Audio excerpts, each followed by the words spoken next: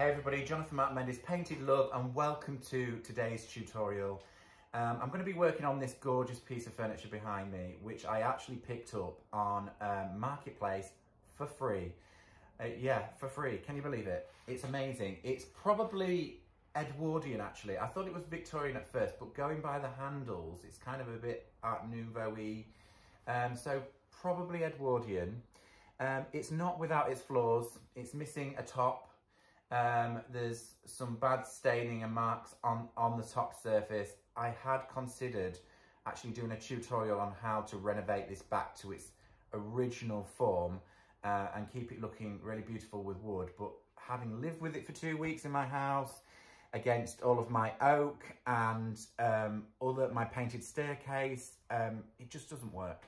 So, and I intend to keep this. This is not to be sold on to anybody else. This is going to be a family piece. It's going to stay with us probably right the way through to our new life in Madeira when we get there. So I don't feel too bad about painting this beautiful piece of furniture, and I think it's in safe hands anyway. I hope you'd all agree. Anyway, so let me show you a bit more of how this piece looks close up.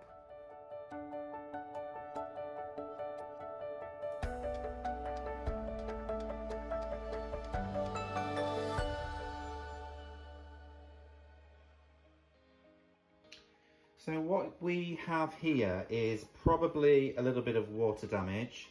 This rectangle that you see in this two different tones of wood, this is mahogany and it's faded over the time. As you can see, loads of scratches here. And this would have been to hold up the back of this piece. It would have had a back plate with a mirror, and that's where the obviously the support sat, and this block, it would have notched into this block and screwed somewhere at the back.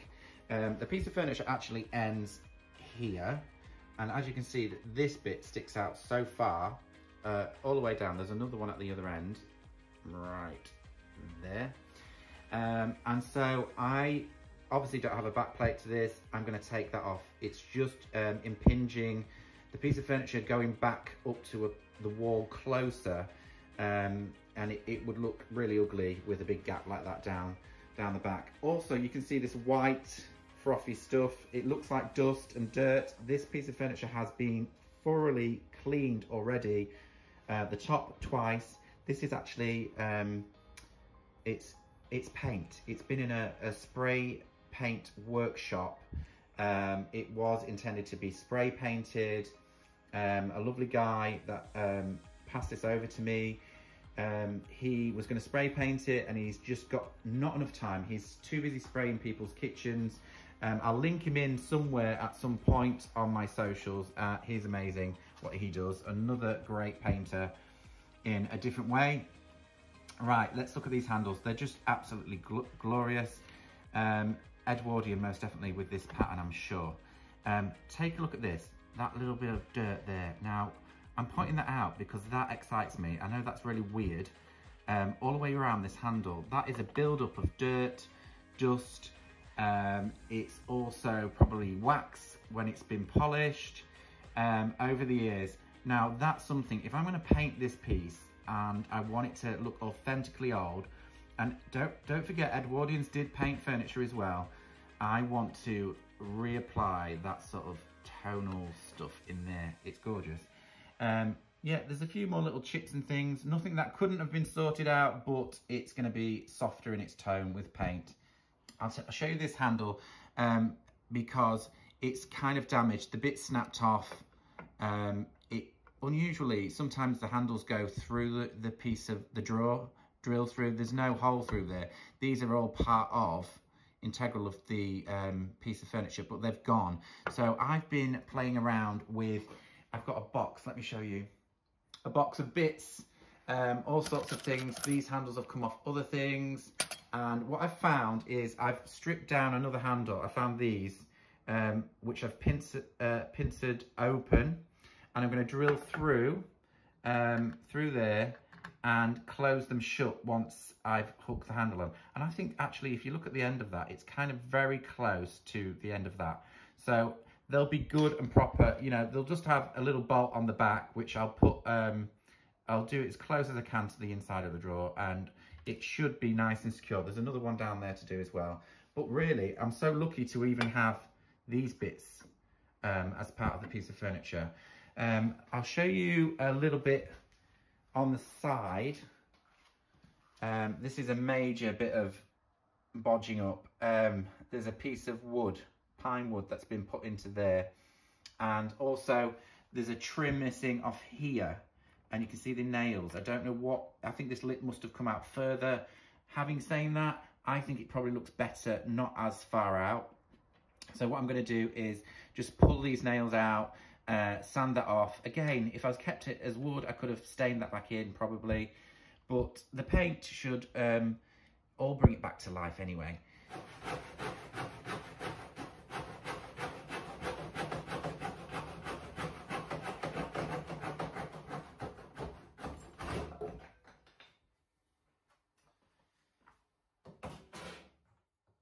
So what I found out is that's the two blocks off. As you can see underneath, there's a less of a grade of wood that is pine, which is solid pine all the way through, which this stain, you can see how much it's stained into the piece of wood. Quite amazing, really. And the top section, this section came off with it. Another interesting thing, that is probably solid mahogany. So the beauty of that is now, once I've stripped, if I really need to sand into that, it's not going to be a light veneer, which could pop off and cause a whole lot of other issues. It's real wood I'm working on, both there and there. This is pine. This is obviously mahogany, I'm sure. So interesting what you find when you start working on old pieces of furniture, but that helps me along really well. So all I'm using here is a paint and varnish remover from the hardware store. There's many of these products all over. This one is not as toxic as some of them. Yes, you should always wear gloves. Don't do as I am, but I'm going to try not to get my hands into this. And it's just as simple as what you expect. Add the stripper to the surface and smooth out. So that's all I'm going to do, is a healthy coat of the stripper, and then I'm going to cover it up with some cling wrap, cling film, whatever country you're in. It's named all sorts of different things. I call it cling wrap now. I don't know where that is. Maybe that is probably from the States, maybe, I'm not sure, or Canada. Maybe even Australia, I've been there, I don't know. Cling film is what we call it, but food wrap, whatever. So on she goes. I'm just going to go all over the top, and then I'll do the sides.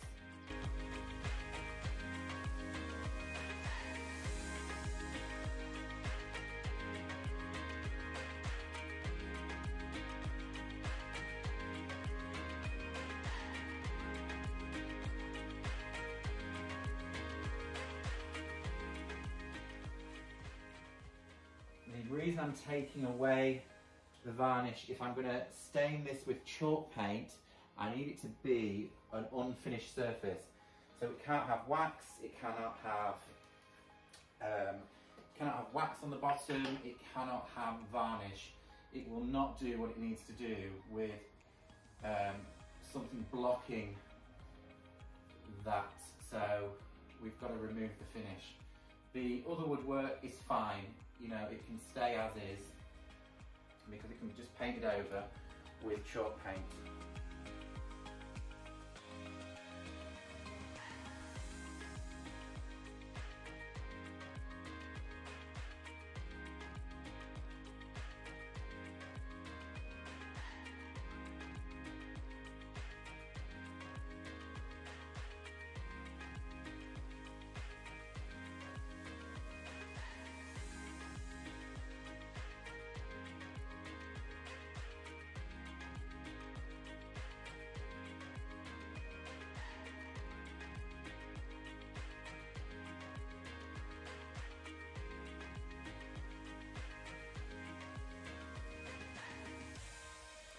So first up, I'm just going to drill the hole through to pop this new handle bracket, whatever you want to call it, loop, gadget, I don't know. It's basically to hold what I showed you earlier on, one of these.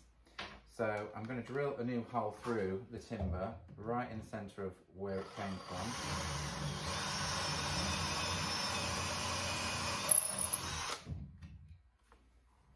That's nice, and then it can go straight in like so, and then we can hook the handle on. So this is going to be a little bit of fun hooking the handle on. I think you have to go on first, and then through. How does that fit once it's tight? Yeah, what do you reckon? Would you know that there'd been any change to that handle? I don't think so. Let's screw the bolt on the back. Where is it? Here it is. So it's such a minor detail. You can slightly see the difference from side to side, but I'm happy with that. I think it works. One fixed Edwardian handle. So I've removed the drawer because the stoppers, which are these wooden things which stop the drawer going further back, there's 3 of them gone on this top run. So 1, 2, 3, and then there's this one. Interestingly, that's the original. You can see the 2 pins that were holding it in place, and if you look, there's ridges where those pins are. So the wood has worn away over time, and the pins are proud, and look what it's done to the bottom of the drawer. It's gouged, those nails, those pins have gouged 2 tracks out. So what I'm going to do to prevent that anymore, I'm going to replace this block with new. And what I'm going to do is, I've got some old paint sticks. I'm going to use the good ends of these paint sticks to make, because it's soft wood, and I can make, there'll be much more cushion in them. And I'm going to make 4 new ones for this top run. The bottom ones are all good, so on with that next. There we have it. There's the first 2. Couple more. I can still use these paint stirring sticks afterwards. I'm just going to be a little bit shorter.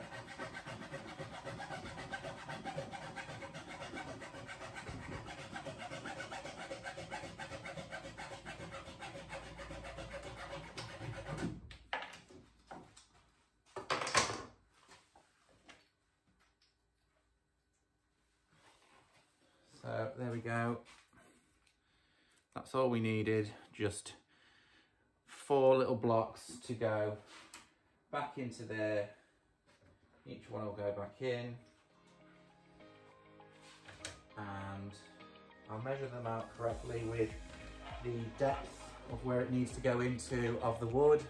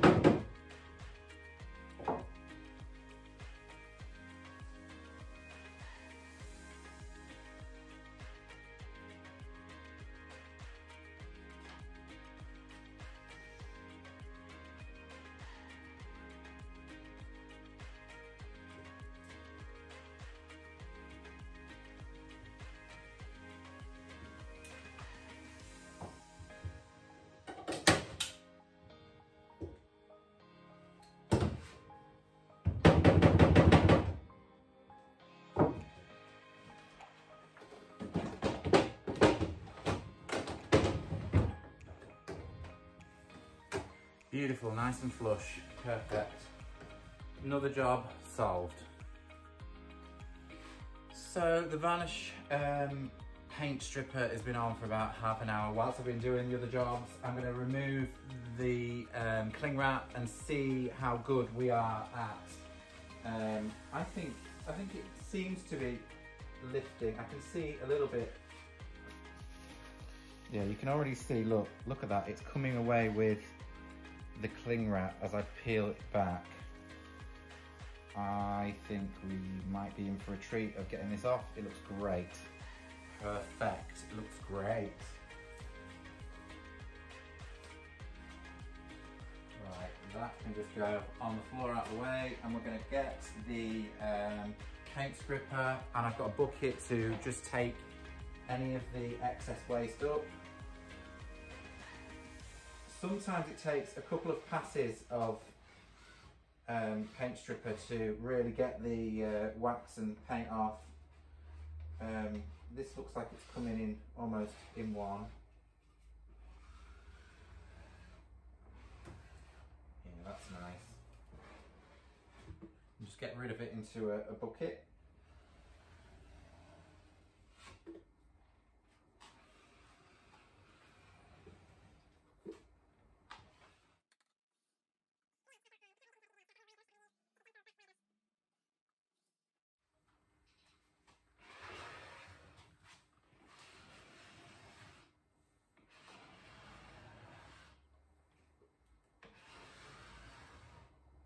Another one of the benefits of using the paint stripper to remove the varnish is less sanding. I'm not so keen on sanding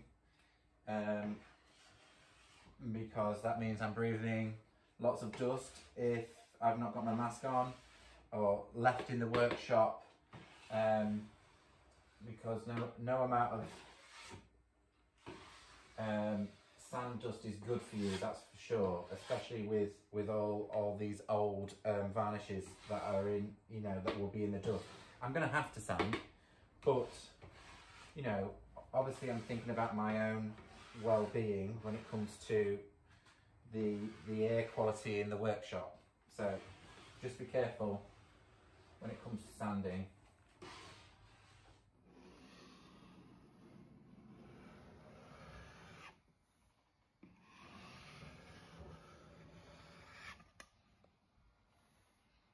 You can really see that beautiful wood grain now. Gorgeous. What also I'm seeing, these marks here are the stain, the original stain which is embedded into the wood, which with a sand, hopefully we'll get that down. It will make the mahogany finish easier to eradicate with chalk paint. Yeah, look at some of that grain, just glorious. I mean, the wood already looks healthier without the original finish on. It just is happier. So I have two little brushes here, very well worn, as you can see, used over and over again. One is a brass bristle brush, and one's like an iron brush, which is, these ones are much stronger than them.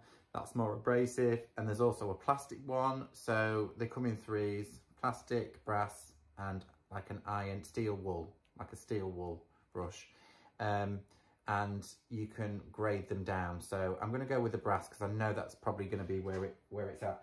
And it just enables me to get into the crevices. I've done my best with the scraper right up into the edge, but it really does clear off most of the varnish. It cleans it out. It'll just help you get into that groove.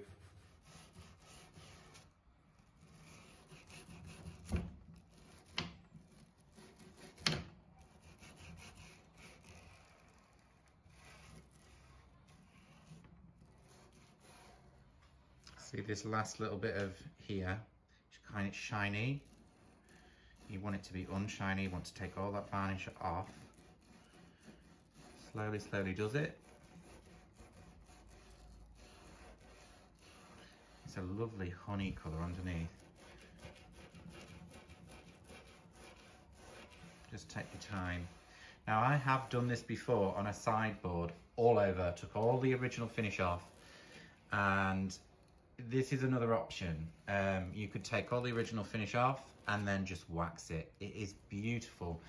That more softer matte sort of finish without that high polish on the piece of furniture. If you want to keep the wood and not paint, most definitely, you know, you'd have to work all of these details with one of these brushes and take off all the varnish, and then just put, you know, you could even use white wax for that limed oak feel. It can be beautiful, but it is a labour of love, you know, taking all of that varnish off.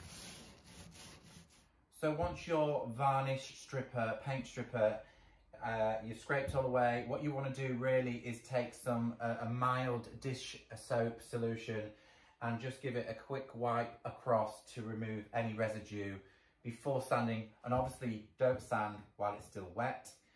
Leave it to dry for 20 minutes, which I've done. And I'm going to go with quite a high grit sandpaper and then just work down somewhere around to 120, going with the grain. And then all of the sides are going to have to be done by hand because of the detail, but that's not a bad thing. Fine sandpaper. The very last layer I'm going to do by hand anyway, to take away any little scratches. You don't want scratches into the grain, going across the grain. So let's get stuck in. I'm going to always cover up with a mask. So that's what I'm going to do. Cover up, and we're going to get stuck in with some sanding.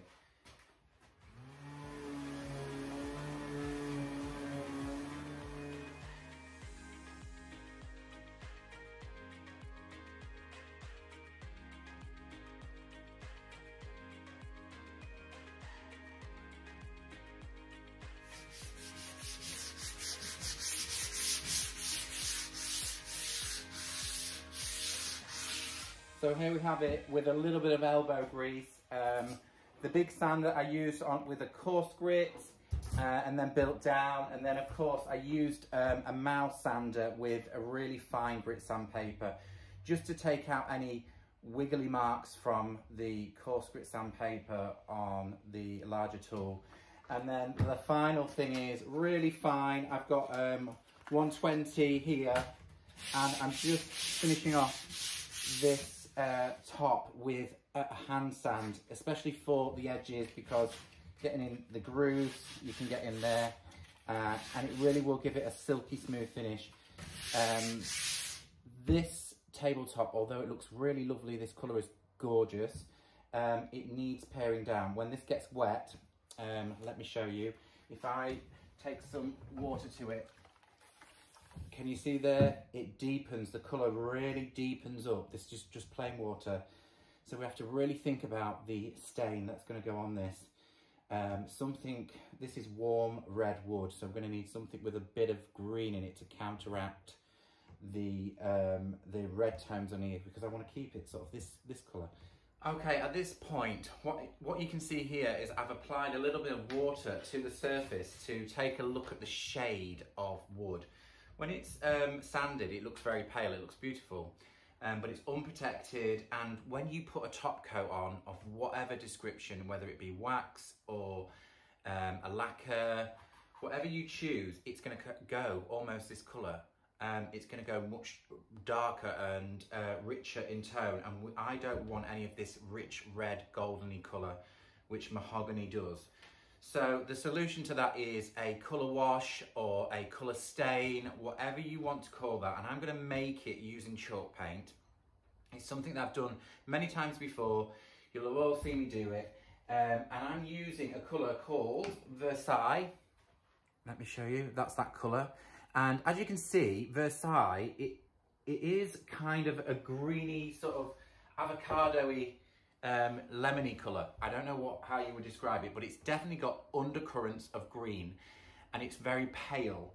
And the reason I'm using that is on the opposite side of the colour wheel to green is reds and oranges, which this is definitely reds and oranges, but I want it to have that limed oak feel. So if I was to use, let's say, Annie Sloan Chateau Grey, which is a green, it might be just too strong of a colour. I want it to have that sort of lined looking colour. And if I was also to go with just old white, it would make it a limey effect, but again, still an undercurrent of that red shining through. It'd almost go pink. So if you imagine mixing white and red together, you get pink. So that's why I'm using this lovely soft shade, because it's got that undercurrent of green, which will knock down, it'll dampen down the reddy orangey tones, if that makes sense. So all I've got here is my solution I've just mixed up. This is, I would say, 60% paint, 40% water, and it's a mix together. You need to keep this, always keep this stirred as you're using it. If you're doing a large area, you must, because with chalk paint, they separate. So the water will come to the top and the paint will sink to the bottom, so keep it stirred. I always say colour wash is about 50-50 product-wise, but what we're going to do is we're going to saturate this surface with a cloth and water, just clean water. Get an even coat of water on this surface to begin with before applying the stain. So let's get stuck in and see how this works out.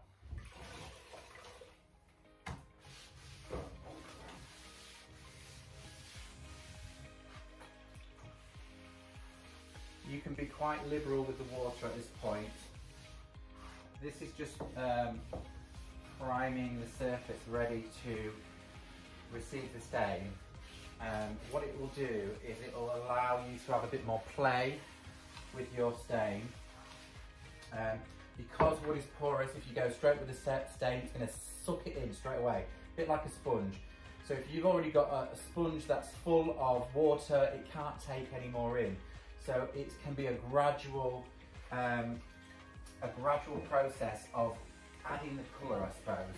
As it's drying, you can play around with that, manipulate that colour on the surface. So everywhere that's sanded that you want to put the stain on, get the water into the grain. And it doesn't matter if you've got water kind of sat on top. Now, if you're also going to work with pine, a great colour to use on pine is French linen. That ends up looking beautiful. Pine's a little bit more mellow in tone. So try French linen. Also, if you're working on pine, at this stage, boil a kettle and tip it over. Literally tip it over, hot water, be careful, do it outside, and what happens, the grain will lift.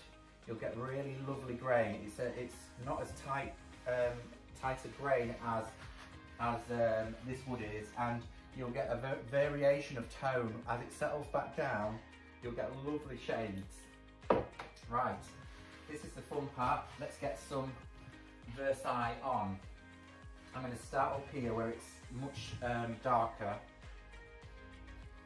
and I'm just going to apply with a synthetic brush with the grain.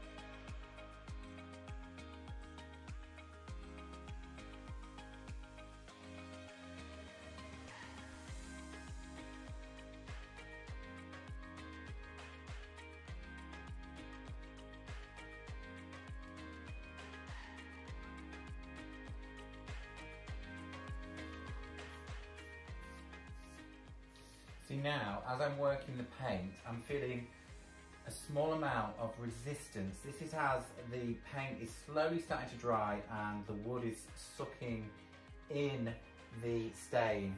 So I can slightly, if I keep on working it and keep on brushing it, it's pushing it into the timber, and it will really help push the stain into the grain.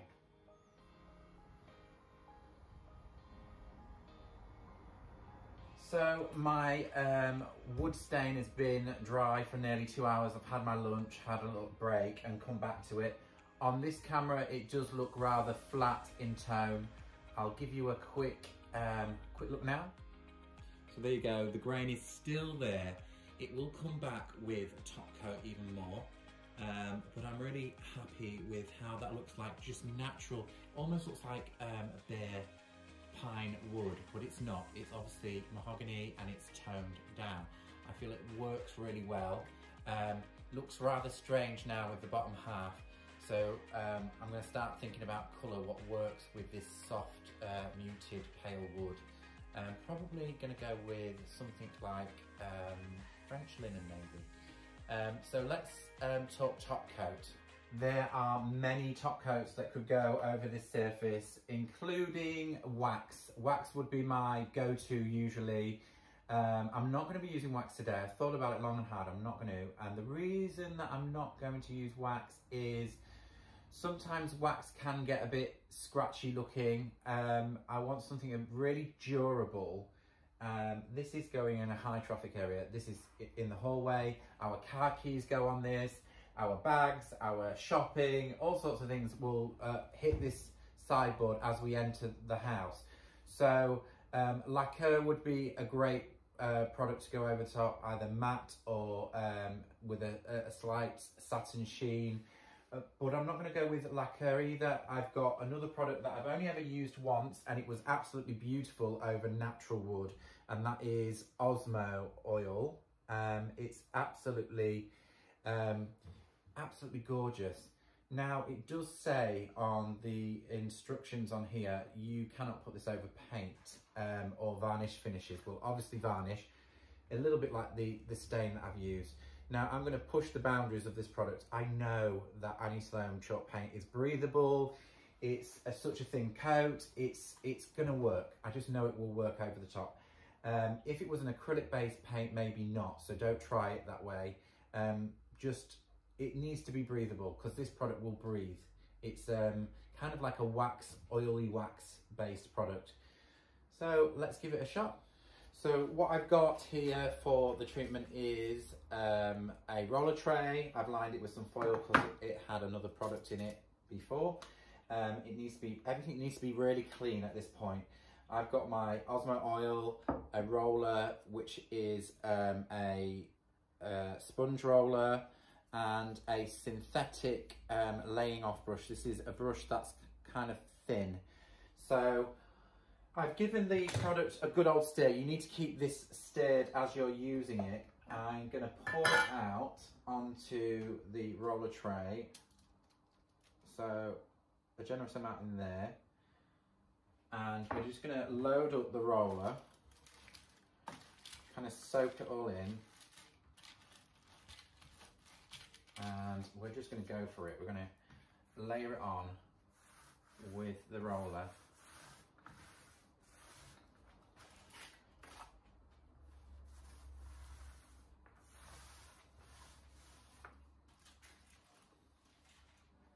You have to work quite quickly. I'll come back and worry about the sides afterwards. We'll do all of these areas first.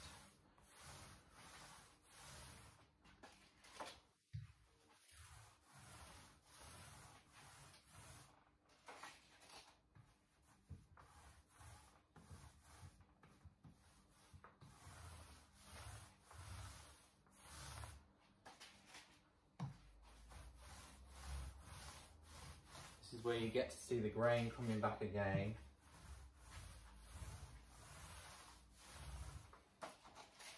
So at the moment, no problem with the stain. It's not lifting the stain off. You know, if you didn't leave it to dry for very long, you might have some problems. But the longer you can leave your stain to dry, even if you come back the following day, would be good. I'm impatient and I just went for it after a couple of hours.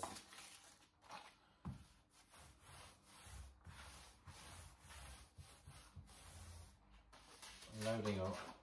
You'll want 2 coats of this as well.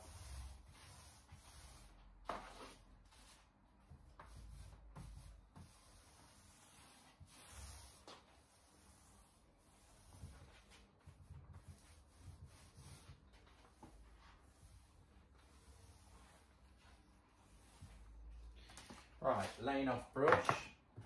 So flat brush. All I'm going to do is just drag over the top in clean movements, and this should take any lumpy speckles out from the roller. Again, going with the grain across.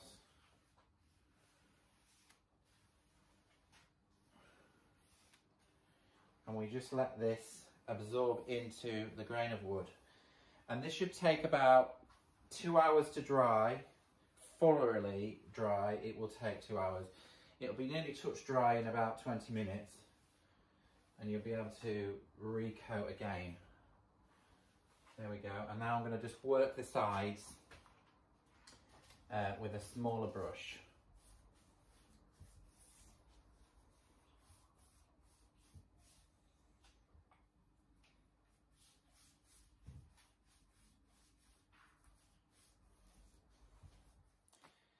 Okay, an interesting little hack for you with these handles. These handles will unscrew. There's 4 screws in them, but I love the patina on the handles. If I start fiddling around with a screwdriver trying to remove them, this is all gonna get scuffed up. Sometimes with these, the screws snap, so I don't want to take them off. I want to keep them out because they are quite delicate in their own right. The back plates are usually quite delicate. So what I'm doing, as you can see, is masking taping the handles over.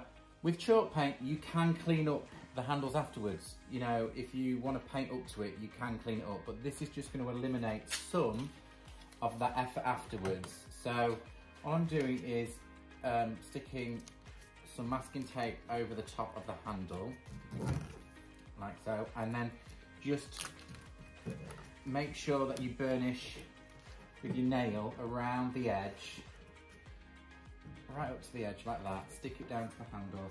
Then a small craft knife, just go round the handle. So basically you're just only going to end up with the masking tape on the handle. You will get bits underneath, of course. It's one of those things. It's not going to be perfect, but it will help. You know, when you're removing, you can just remove the tape. Less cleanup afterwards. That's one half. So make sure it's all tucked in, and do the other side.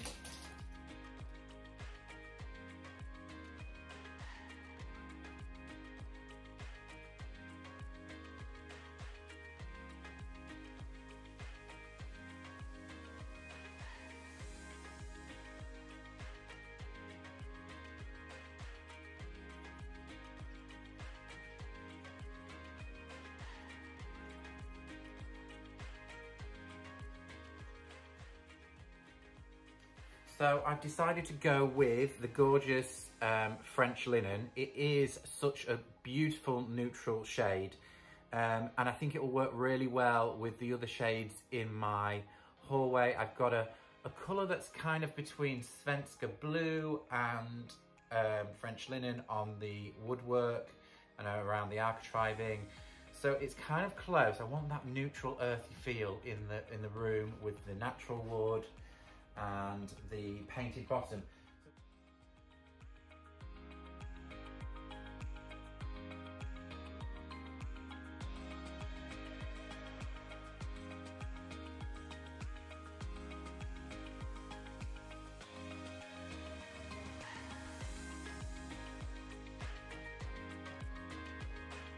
First coat of chalk paint complete, another coat to go.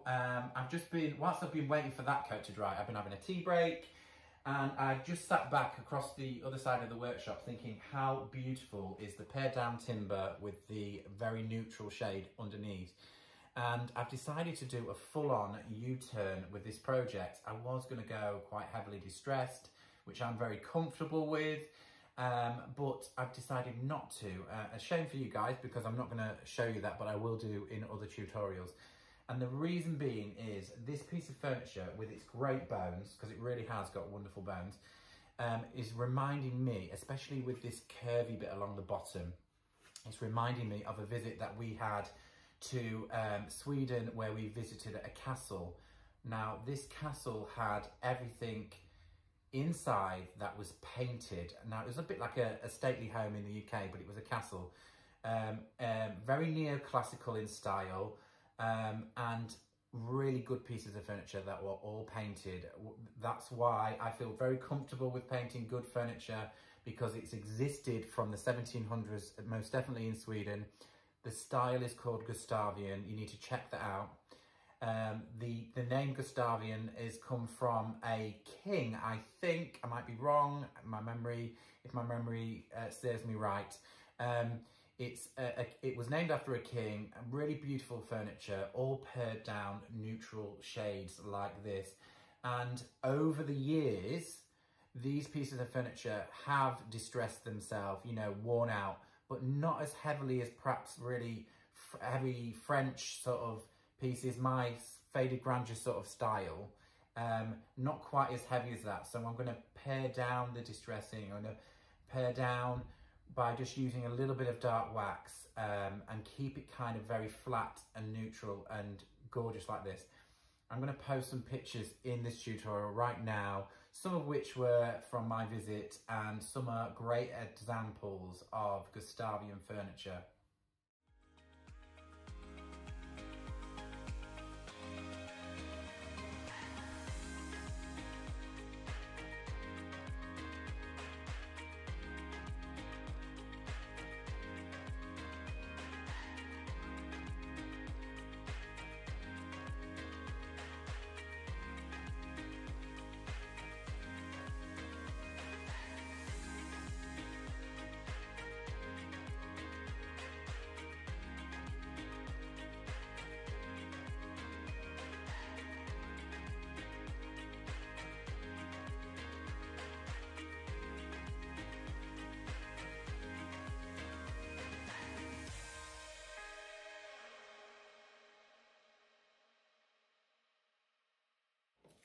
Reveal the handles. Yeah, there's one or two little bits, but it's not too bad. It's kept the main body of it clear. Might be one or two bits I have to touch up as well. But that looks pretty good. Really nice. Let's try this little one.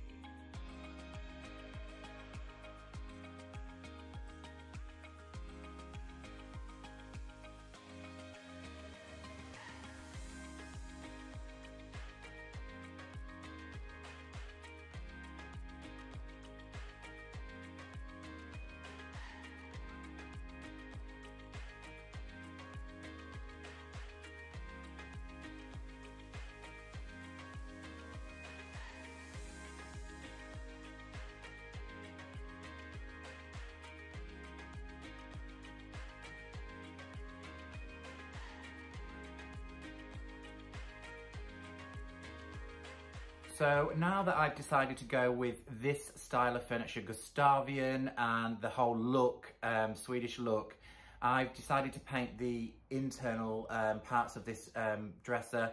I probably wouldn't have done it, it is for me, but I'm gonna go full hog with this. I really think that the piece of furniture deserves it. And I've gone with a blue-green tone, Annie Sloan Duck Egg Blue, which is really, really lovely. And remember, the colours that I've chosen are not too contrasty, just a slight contrast, but muted tones. It's a different shade to the French linen, and I think it works really, really beautifully.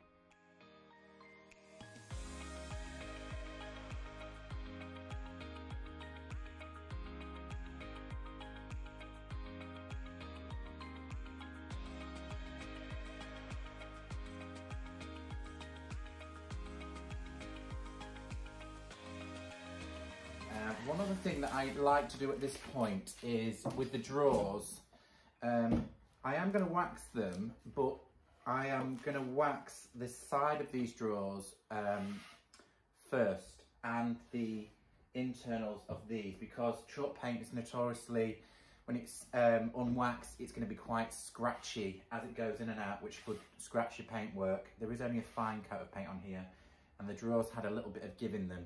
Some drawers don't like to have chalk paint on the sides, but these had a little bit of play, so I'm going to wax them first and get everything back into position, ready to start my distressing, which is going to be on these edges. I'm just going to take a fine sand, really light distressed, just a little bit of an edge coming back, nothing over the top, and then the rest of the work's going to be all done with wax.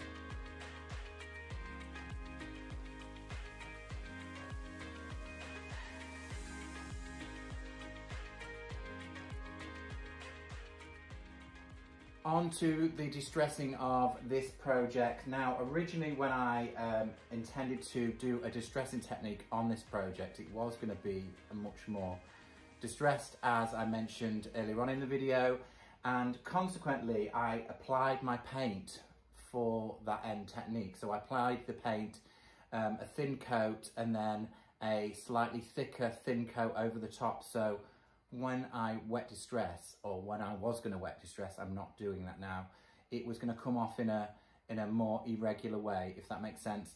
I will do a tutorial on wet distress another time.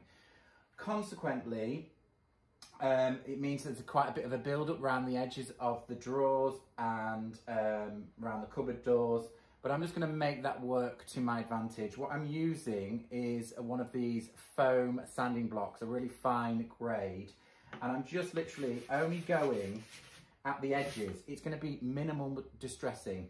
These are all the areas that actually, with an oil-based paint, they probably would wear away, and just take a little bit of the high ground, especially on these details.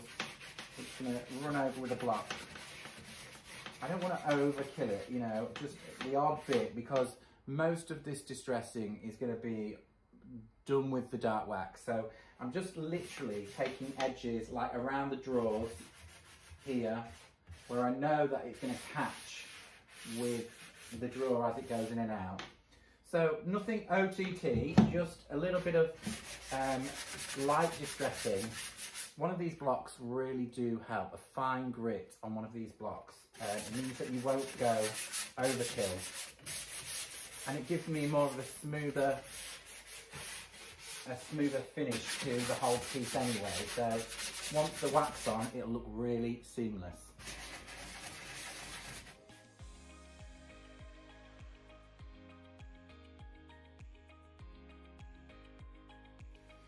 So this is the final flourish. It's my favourite part of the process, getting wax onto the body of the piece. Be careful not to get wax on the Osmo on top.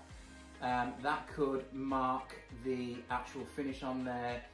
Wax has a solvent in it, so it could really damage that. So just be careful to go underneath. So let's coat the whole base part of this unit in clear wax, and then we can crack on with that little bit of detail at the end with the dark wax, and then see how well it looks in situ.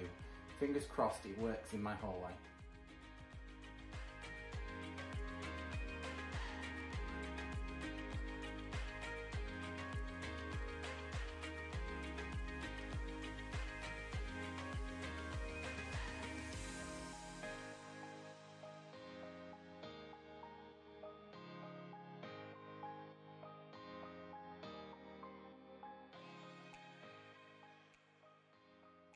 Now time for dark waxing. We're going to do directional dark waxing. What I mean by that is, quite often I lather the whole piece in dark wax, and I love that, and people get quite frightened of dark wax. But directional means I'm going to use one or two small brushes, and we're going to push it into that detail, and you know, all of the details above and beyond round the handle. So let's give it a quick go. I've got my dark wax here, I've got dark wax, and I've got clear wax to hand, the brush, and the cloth that I've used to take the wax off everywhere else, I've got that with me because that's loaded up with wax and it'll help. If you make a mistake, you can just literally take off anything that you don't want. So remember what we said about these handles. I love that darkness into those crevices around the handle. Well, we're going to try and recreate that sort of edge, that softer edge. So that's that. And then just slowly buff around the edge. It will look kind of a little bit messy, but you can clean up with your clear wax around the edge. It's just that little hint of colour, just the smokiness around the handle, which adds the layers of age. And you can just freshen up around there. So there's a real nice crevice of dark wax in there. We'll do this detail now. I'm going to go a bit heavier with this, straight into all of the detail. All around. This is where build up over years.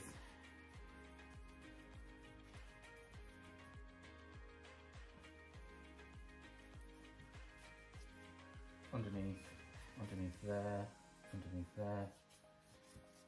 And that feels good. We're going to go along the top as well. That's where dust would build up in the details there. It always would sit inside the details of the piece. So don't be frightened of it. You can erase with clear wax.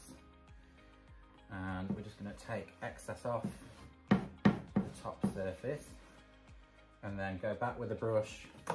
This is just clear again. Smush it all in. It will soften it and give a more authentic, natural look.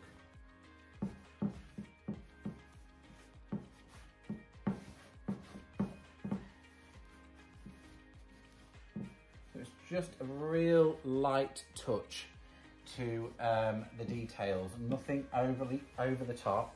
I'm going to go down here. It really brings out those details, doesn't it? If you want to bring up that top surface a little bit more, look. I'm just touching the higher ground, so it's taking off and freshening back up. We'll go in here as well. This will really make a big difference. Into that crevice, lots down here, because down at the bottom, you can just see that on camera, there'd be more. A little bit at the top, not so much. Definitely round there. And quick skim over the top with the clear and clean up. Another dip into the clear, just to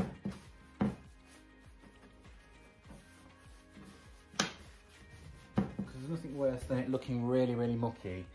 You just need to freshen up. Just play with your waxes, really. I don't want this to be too heavy.